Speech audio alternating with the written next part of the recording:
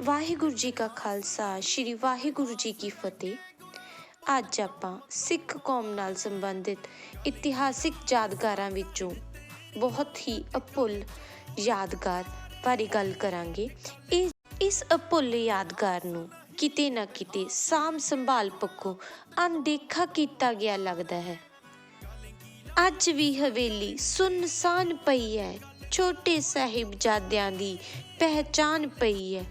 ਕੋਈ ਤੇ ਕਰੋ ਗੱਲ ਇਹਦੇ ਵੱਲ ਦੀ, ਸੋਨੇ ਸ਼ੀਸ਼ੇ ਚਮੜਾ ਦਿਓ ਹਵੇਲੀ ਟੋਡਰ ਮੱਲ ਦੀ, ਸੋਨੇ ਸ਼ੀਸ਼ੇ ਚਮੜਾ ਦਿਓ ਹਵੇਲੀ ਟੋਡਰ ਮੱਲ ਦੀ। ਜੀ ਹਾਂ, ਅੱਜ ਮੈਂ ਇਤਿਹਾਸਿਕ ਯਾਦਗਾਰ ਹਵੇਲੀ ਬਾਬਾ ਟੋਡਰ ਮੱਲ ਜੀ ਦੀ, ਜੋ ਕਿ ਜਹਾਜ਼ ਹਵੇਲੀ ਦੇ ਨਾਮ ਨਾਲ ਜਾਣੀ ਜਾਂਦੀ ਹੈ, ਉਹਦੇ ਬਾਰੇ ਗੱਲ ਕਰਦੇ ਹਾਂ। ਸਿੱਖ ਧਰਮ ਦੀਆਂ ਬਹੁਤ ਸਾਰੀਆਂ ਯਾਦਗਾਰਾਂ ਵਿੱਚੋਂ ਇੱਕ ਯਾਦਗਾਰ ਬਾਬਾ ਜੀ ਦੀ ਹਵੇਲੀ, ਜਹਾਜ਼ੀ ਹਵੇਲੀ, ਜੋ ਕਿ ਸਰਹੰਦ ਵਿਖੇ ਸਥਿਤ ਹੈ। ਇਹ ਹਵੇਲੀ ਜੋਤੀ ਸਰੂਪ ਗੁਰਦੁਆਰਾ ਸਾਹਿਬ ਤੋਂ 2 ਕਿਲੋਮੀਟਰ ਦੂਰੀ ਤੇ ਸਥਿਤ ਹੈ। ਇਹ ਹਵੇਲੀ ਸਾਨੂੰ ਬਾਬਾ ਟੋਡਰ ਮੱਲ ਜੀ ਦੀ ਯਾਦ ਦਿਵਾਉਂਦੀ ਹੈ ਕਿ ਬਾਬਾ ਟੋਡਰ ਮੱਲ ਜੀ ਕਿੰਨੇ ਇਮਾਨਦਾਰ ਅਤੇ ਧਰਮੀ ਇਨਸਾਨ ਸਨ, ਜਿਨ੍ਹਾਂ ਨੇ ਆਪਣੇ ਸੰਪੂਰਨ ਜੀਵਨ ਨੂੰ, ਆਪਣੇ ਪੂਰੇ ਪਰਿਵਾਰ ਨੂੰ ਅਤੇ ਆਪਣੇ ਜੀਵਨ ਦੀ ਸਾਰੀ ਕਮਾਈ ਹੋਈ ਜਾਇਦਾਦ, ਆਪਣੀ ਪੂਰੀ ਪੂੰਜੀ ਨੂੰ ਸਿੱਖ ਧਰਮ ਦੇ ਲਈ ਸਾਹਿਬਜ਼ਾਦਿਆਂ ਅਤੇ ਮਾਤਾ ਗੁਜਰ ਕੌਰ ਜੀ ਦੀ ਪਵਿੱਤਰ ਦੇਹਾਂ ਦੇ ਸੰਸਕਾਰ ਕਰਨ ਦੇ ਲਈ ਜ਼ਮੀਨ ਖਰੀਦਣ ਵਿੱਚ ਖਰਚ ਕਰ ਦਿੱਤੀ। ਇਤਿਹਾਸ ਦੱਸਦਾ ਹੈ ਕਿ ਤਕਰੀਬਨ 350 ਸਾਲ ਪੁਰਾਣੀ ਇਹ ਜਹਾਜ਼ੀ ਹਵੇਲੀ 7 ਮੰਜ਼ਿਲਾ ਹਵੇਲੀ ਹੋਇਆ ਕਰਦੀ ਸੀ। ਇਹ ਹਵੇਲੀ ਬਹੁਤ ਹੀ ਸ਼ਿੱਦਤ ਨਾਲ ਬਣਾਈ ਗਈ ਸੀ। ਇਹ ਉਹੀ ਹਵੇਲੀ ਹੈ ਜਿੱਥੇ ਬਾਬਾ ਟੋਡਰ ਮੱਲ ਜੀ ਆਪਣੇ ਪਰਿਵਾਰ ਨਾਲ ਰਿਹਾ ਕਰਦੇ ਸਨ। ਇਹ ਹਵੇਲੀ ਇਸ ਢੰਗ ਨਾਲ ਬਣਾਈ ਗਈ ਸੀ ਕਿ ਇਸ ਵਿੱਚ ਗਰਮੀ ਦੇ ਮੌਸਮ ਸਮੇਂ ਠੰਡ ਦਾ ਅਹਿਸਾਸ ਹੁੰਦਾ ਸੀ ਅਤੇ ਸਰਦੀ ਦੇ ਮੌਸਮ ਸਮੇਂ ਠੰਡ ਦਾ ਬਚਾਅ ਹੁੰਦਾ ਸੀ। ਜਦੋਂ ਇਸ ਹਵੇਲੀ ਦੀ ਬਣਾਵਟ ਦੀ ਗੱਲ ਕਰਦੇ ਹਾਂ ਤਾਂ ਇਸ ਵਿੱਚ ਸੀਮੈਂਟ ਦੀ ਜਗ੍ਹਾ 'ਤੇ ਚੂਨੇ ਦਾ ਇਸਤੇਮਾਲ ਕੀਤਾ ਗਿਆ। ਉਸ ਵੇਲੇ 2 ਤਰ੍ਹਾਂ ਦੀਆਂ ਇੱਟਾਂ ਇਸਤੇਮਾਲ ਕੀਤੀਆਂ ਜਾਂਦੀਆਂ ਸਨ, ਭਦੌੜੀ ਇੱਟਾਂ ਅਤੇ ਸਰਹੰਦੀ ਇੱਟਾਂ। ਇਹ ਹਵੇਲੀ ਸਰਹੰਦੀ ਇੱਟਾਂ ਦੀ ਬਣੀ ਹੋਈ ਹੈ। ਇਸ ਹਵੇਲੀ ਵਿੱਚ ਚੂਨਾ ਪੱਥਰ ਬਣਾਉਣ ਦੇ ਲਈ ਇੱਕ ਵੱਡੇ ਪੱਥਰ ਦਾ ਇਸਤੇਮਾਲ ਕੀਤਾ ਜਾਂਦਾ ਸੀ। ਸ਼ਾਇਦ ਉਸ ਟਾਈਮ 'ਤੇ ਇਸ ਹਵੇਲੀ ਦਾ ਉਸਾਰੀ ਦਾ ਕੰਮ ਚੱਲ ਰਿਹਾ ਹੋਣਾ, ਤਾਂ ਉਹ ਪੱਥਰ ਵੀ ਇਸ ਹਵੇਲੀ ਦੇ ਅੰਦਰ ਅੱਜ ਵੀ ਦੇਖ ਸਕਦੇ ਹਾਂ। ਇਸ ਬੇਵੱਸ ਹਵੇਲੀ ਨੇ ਛੋਟੇ ਸਾਹਿਬਜ਼ਾਦਿਆਂ ਦੀ ਸ਼ਹੀਦੀ ਨੂੰ ਤੱਕਿਆ ਵੀ ਹੈ ਅਤੇ ਛੋਟੇ ਸਾਹਿਬਜ਼ਾਦਿਆਂ ਅਤੇ ਮਾਤਾ ਗੁਜਰ ਕੌਰ ਜੀ ਦੀ ਸ਼ਹੀਦੀ ਦੇ ਦਰਦ ਨੂੰ ਵੀ ਹੰਢਾਇਆ ਹੈ। ਇਸ ਹਵੇਲੀ ਨੂੰ ਵੇਚ ਕੇ ਬਾਬਾ ਟੋਡਰ ਮੱਲ ਜੀ ਨੇ ਸਰਹੰਦ ਦੀ ਸਭ ਤੋਂ ਮਹਿੰਗੀ, ਇਸ ਸੰਸਾਰ ਦੀ ਸਭ ਤੋਂ ਮਹਿੰਗੀ ਜ਼ਮੀਨ ਖਰੀਦੀ ਅਤੇ ਛੋਟੇ ਸਾਹਿਬਜ਼ਾਦਿਆਂ ਅਤੇ ਮਾਤਾ ਗੁਜਰ ਕੌਰ ਜੀ ਦਾ ਅੰਤਿਮ ਸੰਸਕਾਰ ਕੀਤਾ। ਤਕਰੀਬਨ 350 ਸਾਲ ਪੁਰਾਣੀ ਇਹ ਹਵੇਲੀ ਬੇਸ਼ੱਕ ਅੱਜ ਖੰਡਰ ਦਾ ਰੂਪ ਧਾਰਨ ਕਰ ਰਹੀ ਹੈ, ਪਰ ਇਸ ਦੀਆਂ ਕੰਧਾਂ ਅੱਜ ਵੀ ਉਸ ਸ਼ਾਨੋ ਸ਼ੌਕਤ ਦੀ ਗਵਾਹੀ ਭਰਦੀਆਂ ਨੇ। ਇਹ ਸਰਹੰਦੀ ਇੱਟਾਂ ਦੀ ਬਣੀ ਹੋਈ ਹਵੇਲੀ 7 ਮੰਜ਼ਿਲਾ ਇਮਾਰਤ ਹੋਇਆ ਕਰਦੀ ਸੀ, ਪਰ ਹੁਣ ਇਸ ਹਵੇਲੀ ਦੀਆਂ ਕਾਫੀ ਮੰਜ਼ਿਲਾਂ ਧਰਤੀ ਅੰਦਰ ਧਸ ਚੁੱਕੀਆਂ ਹਨ। ਇਸ ਹਵੇਲੀ ਦੇ ਜੰਗਲੇ, ਬਾਰੀਆਂ, ਰੋਸ਼ਨਦਾਨ ਇਤਿਹਾਸ ਦੀ ਗਵਾਹੀ ਦਿੰਦੇ ਨੇ ਅਤੇ ਗਵਾਹੀ ਭਰਦੇ ਨੇ ਵਿਸ਼ਵ ਦੀ ਸਭ ਤੋਂ ਮਹਿੰਗੀ ਜਗ੍ਹਾ ਜਿੱਥੇ ਮਾਤਾ ਗੁਜਰ ਕੌਰ ਜੀ ਅਤੇ ਛੋਟੇ ਸਾਹਿਬਜ਼ਾਦਿਆਂ ਦਾ ਸੰਸਕਾਰ ਹੋਇਆ। ਤਕਰੀਬਨ 4 ਸਕੁਏਅਰ ਮੀਟਰ ਦੀ ਜ਼ਮੀਨ 2 ਅਰਬ 50 ਕਰੋੜ ਰੁਪਏ ਕੀਮਤ ਬਣਦੀ ਹੈ, ਉਹ ਖਰੀਦੀ ਗਈ। ਇਹ ਦੁਨੀਆ ਦੀ ਸਭ ਤੋਂ ਮਹਿੰਗੀ ਜਗ੍ਹਾ ਖਰੀਦਣ ਦਾ ਰਿਕਾਰਡ ਸਿੱਖ ਧਰਮ ਦੇ ਇਤਿਹਾਸ ਵਿੱਚ ਦਰਜ ਹੈ, ਕਿਉਂਕਿ ਇੰਨੀ ਕੀਮਤੀ, ਇੰਨੀ ਘੱਟ ਜਗ੍ਹਾ ਕਿਸੇ ਨੇ ਅੱਜ ਤੱਕ ਨਹੀਂ ਖਰੀਦੀ ਅਤੇ ਨਾ ਹੀ ਕੋਈ ਖਰੀਦ ਸਕਦਾ। ਪਰ ਹੁਣ ਇਹ ਅਸਥਾਨ ਜਹਾਨ ਦੀ ਸਾਰੀ ਦੌਲਤ ਰੱਖ ਕੇ ਵੀ ਕੋਈ ਖਰੀਦਣਾ ਚਾਹੇ ਤਾਂ ਸਾਡੇ ਕੋਲੋਂ ਨਹੀਂ ਖਰੀਦ ਸਕਦਾ। ਸਾਰਾ ਇਤਿਹਾਸ ਬਹੁਤ ਬਲਵਾਨ ਹੁੰਦਾ ਹੈ। ਅੱਜ ਅਸੀਂ ਉਸ ਮਹਾਨ ਇਨਸਾਨ ਜੋ ਜੱਦੀ ਸ਼ਾਹੂਕਾਰ ਅਤੇ ਰਸੂਖ ਵਾਲੇ ਇਨਸਾਨ ਸਨ, ਉਹਨਾਂ ਦੀ ਯਾਦਗਾਰ, ਉਹਨਾਂ ਦੀ ਬਣਾਈ ਹੋਈ ਜਹਾਜ਼ ਹਵੇਲੀ ਦੀ ਗੱਲ ਕਰ ਰਹੇ ਹਾਂ। ਬਾਬਾ ਟੋਡਰ ਮੱਲ ਜੀ ਔਰੰਗਜ਼ੇਬ ਦੇ ਮੌਕੇ ਸੇਵਾ ਮੁਕਤ ਹੋਏ ਸਨ, ਜਿਨ੍ਹਾਂ ਨੇ ਆਪਣੇ ਸੰਪੂਰਨ ਜੀਵਨ ਦੀ ਕਮਾਈ ਗੁਰੂ ਘਰ ਦੇ ਲਈ ਲੇਖੇ ਲਾ ਦਿੱਤੀ। ਉਹਨਾਂ ਦੁਆਰਾ ਬਣਾਈ ਗਈ ਇਹ ਹਵੇਲੀ ਜਹਾਜ਼ ਹਵੇਲੀ ਇਸ ਕਰਕੇ ਕਿਹਾ ਜਾਂਦਾ ਹੈ ਕਿਉਂਕਿ ਇਸ ਹਵੇਲੀ ਦੇ ਹੇਠਾਂ ਦੀ ਪਾਣੀ ਦਾ ਵਹਾਅ ਹੁੰਦਾ ਸੀ। ਚੂਨੇ ਨਾਲ ਬਣੀ ਹੋਈ ਇਹ ਹਵੇਲੀ ਗੁਲਾਈਦਾਰ ਅਤੇ ਚੂਨੇ ਦੀ ਚੁਨਾਈ ਕੀਤੀ ਹੋਈ ਇੱਟ ਉਸਾਰੀ ਲਈ ਲਗਾਈ ਗਈ ਹੈ। ਬਾਬਾ ਟੋਡਰ ਮੱਲ ਜੀ ਨੂੰ ਸਰਕਾਰ ਵੱਲੋਂ ਦੀਵਾਨ ਅਤੇ ਰਾਏ ਦਾ ਖਿਤਾਬ ਮਿਲਿਆ ਹੋਇਆ ਸੀ। ਆਗਰੇ ਤੋਂ ਲਾਹੌਰ ਤੱਕ ਜਾਂਦੇ ਰਾਹਗੀਰਾਂ ਅਤੇ ਯਾਤਰੀਆਂ ਦੇ ਖਾਣ ਪਾਣ ਦਾ ਪ੍ਰਬੰਧ ਬਾਬਾ ਟੋਡਰ ਮੱਲ ਜੀ ਵੱਲੋਂ ਕੀਤਾ ਜਾਂਦਾ ਸੀ। ਇਸੇ ਕਰਕੇ ਉਹਨਾਂ ਨੂੰ ਦੀਵਾਨ ਦਾ ਖਿਤਾਬ ਵੀ ਦਿੱਤਾ ਗਿਆ।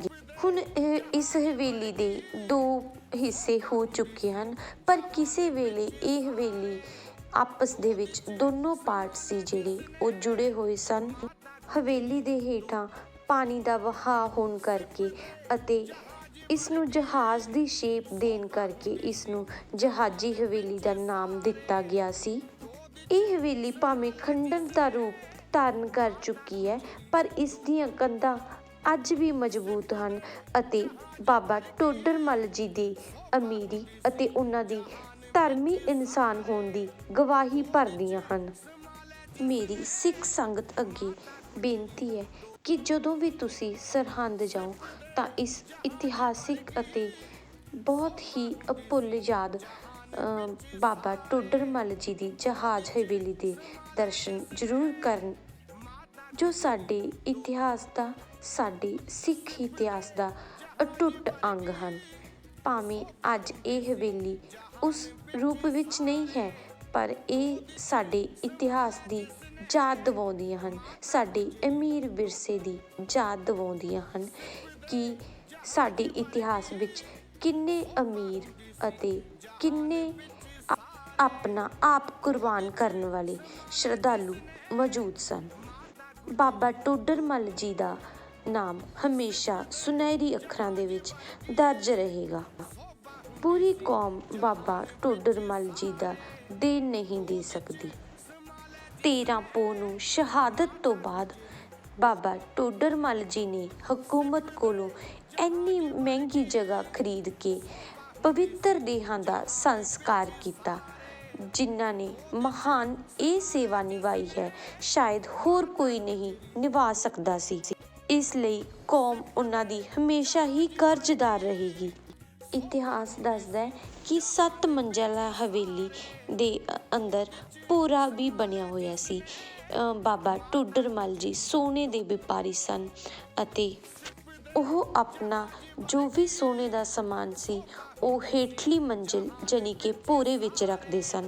ਜਦੋਂ ਮਾਤਾ ਗੁਜਰ ਕੌਰ ਜੀ ਅਤੇ ਸਾਹਿਬਜ਼ਾਦਿਆਂ ਦੇ ਸੰਸਕਾਰ ਦੇ ਲਈ ਭੂਮੀ ਖਰੀਦੀ ਗਈ ਤਾਂ ਉਸ ਟਾਈਮ 'ਤੇ ਬਾਬਾ ਟੋਡਰ ਮੱਲ ਜੀ ਦੀ ਇਸ ਹਵੇਲੀ ਦੇ ਅੰਦਰੋਂ ਹੀ ਸੋਨੇ ਦੀਆਂ ਖੁਰਜੀਆਂ ਭਰ ਕੇ ਖੱਚਰਾਂ ਉੱਪਰ ਲੱਦ ਕੇ ਸਰਕਾਰ ਦੇ ਦਰਬਾਰ ਅੰਦਰ ਗਈਆਂ ਸਨ। ਗੁਰੂ ਜੀ ਦੇ ਪਿਆਰੇ ਅਤੇ ਅਨੰਨ ਸੇਵਕ ਬਾਬਾ ਟੋਡਰ ਮੱਲ ਜੀ ਨੇ 78,000 ਸੋਨੇ ਦੀਆਂ ਅਸ਼ਰਫੀਆਂ ਖੜੇ ਰੁੱਖ ਧਰਤੀ ਉੱਪਰ ਵਿਛਾ ਕੇ 4 ਸਕੁਏਅਰ ਜਗ੍ਹਾ ਖਰੀਦੀ।